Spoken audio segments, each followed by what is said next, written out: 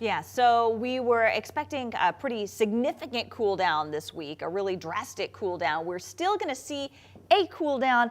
It doesn't look like it's going to be quite as exceptional as we thought. We were looking at potentially upper 70s for highs. Not going to quite get that cool, but we will certainly get out of the hundreds and even get out of the 90s.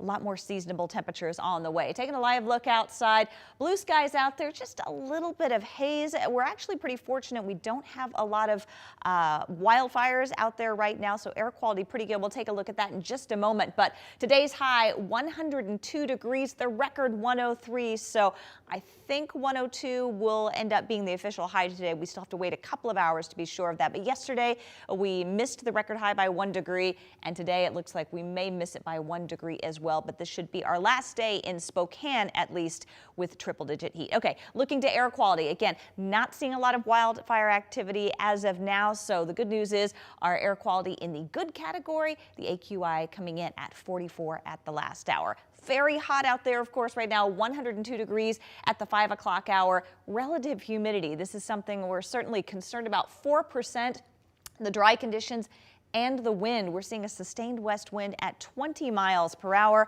We're going to see continued dry conditions, continued breezy conditions, and because of that, red flag warnings have been issued for parts of the inland northwest tomorrow. That's central Washington, and then Spokane and Coeur d'Alene looking at a fire weather watch for Tuesday. That's kind of the precursor to the red flag warning, but we're continuing to watch for those dangerous fire weather conditions. Any fire that sparks is going to be spreading rapidly with such dry and windy weather. We will continue to see hot weather on Monday. That's going to be the last day of our excessive heat warning. That will end at 11 o'clock tomorrow.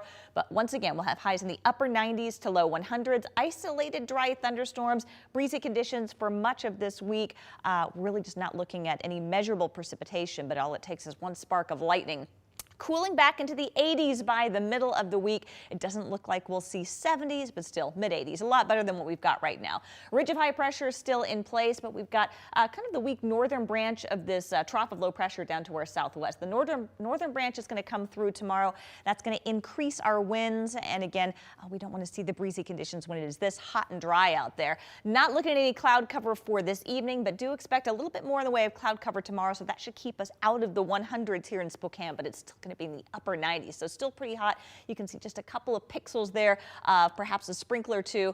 We can see that, but again, nothing measurable expected. Mostly sunny skies expected on Tuesday. Temperature-wise, still some 100s tomorrow. 101 in Omak, 103 in Grand Coulee, 101 in Moses Lake, but upper 90s from Davenport into Spokane and Coeur d'Alene, 94 in Sandpoint, 94 in Pullman, upper 90s in Colville.